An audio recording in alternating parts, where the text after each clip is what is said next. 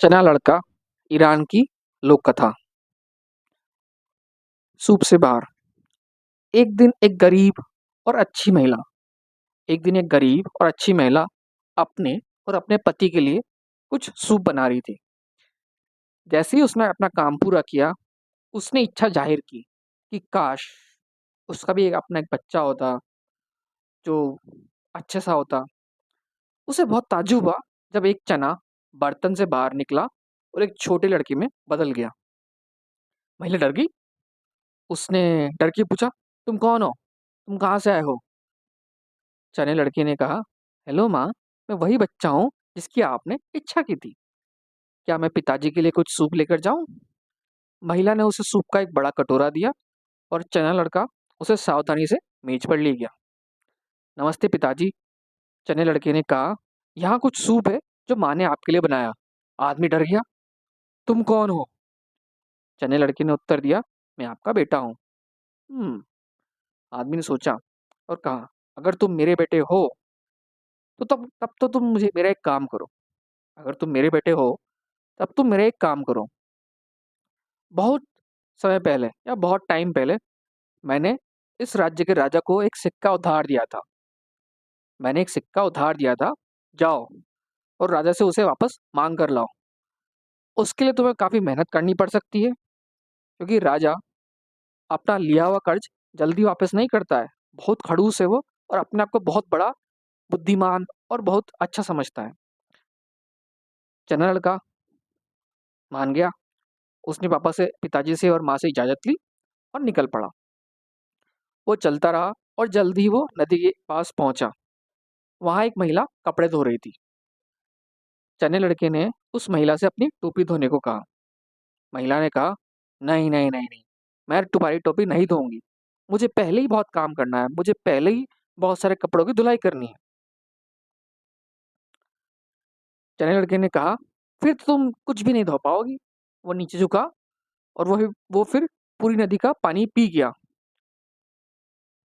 और महिला ने उसे बहुत गुस्से से घूर के देखा, लेकिन वो क्या कर पाती। चने लड़के ने उस महिला को देखा और आगे बढ़ गया। थोड़े दूर आगे बढ़ने पर एक तेंदुआ उसके सामने कूदा। तेंदुए ने उससे पूछा, तुम कहाँ जा रहे हो? चने लड़के ने कहा, मैं राजा से एक सिक्का वापस लेने जा रहा हूँ। क्या मैं भी आ सकता हूँ? तेंदुए ने कहा, देखो वो एक लंबा रास्ता है। तो तेंदुए ने कहा, तुम मुझे सवारी दे सकते हो क्या? चने लड़के ने कहा, ठीक है, कूद जाओ। चने लड़के ने अपना मुंह खोला और तेंदुआ उसके मुंह के अंदर कूद गया। वो फिर आगे बढ़ गया। थोड़ा आगे गया होगा कि एक भेड़िया उसके सामने कूदा। उसने पूछा, तुम कहाँ जा रहे हो? चने लड़के ने फिर जवाब दिया, मैं राजा से एक सिक्का लेने जा रहा हूँ। भेड़िया ने फिर पूछा, क्या मैं भी आ सकता हूँ? चने लड़के ने कहा, देखो भाई, वो एक लंबा रास्ता है, सोच लो। तो भेड़िया ने कहा, ठीक है, पर क्या तुम मुझे सवारी दे सकते हो? चने लड़के ने फिर कहा, ठीक है, कूद जाओ। और उसने अपना मुंह फिर से खोला और भेड़िया उसके मुंह के अंदर कूद गया। वो थोड़ा ही आगे गया होगा कि एक सियार उछल उछल के उसके सामने आया। तो उसने फिर पूछा, तुम कहाँ जा रहे हो? चने लड़के ने फिर से वही जवाब दिया, मैं राजा से एक सिक्का लेने जा रहा हूँ। सियार ने पूछा, क्या मैं भी आ सकता हूँ? चने लड़के ने फिर से जवाब दिया, देखो भाई, वो एक लंबा रास्ता है, तुम थक जाओगे। तो सियार ने जवाब दिया, तुम मुझे सवारी दे सकते हो क्या?" चने लड़के ने कहा, ठीक है, कूद जाओ।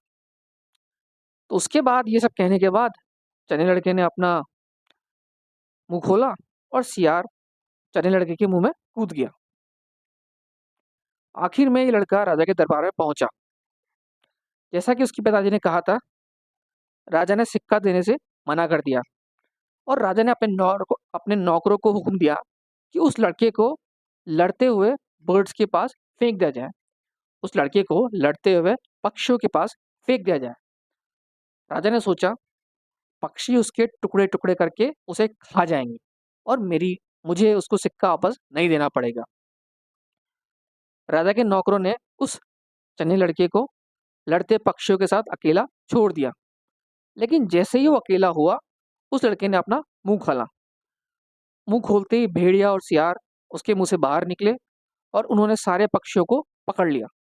फिर भेड़िया और सियार अपने घर चले गए।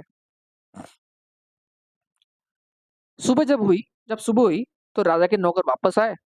तो उन्होंने उस लड़के को उनका इंतजार करते हुए पाया। उसे कोई खरोच नहीं आई और बिल्कुल सही सलामत था।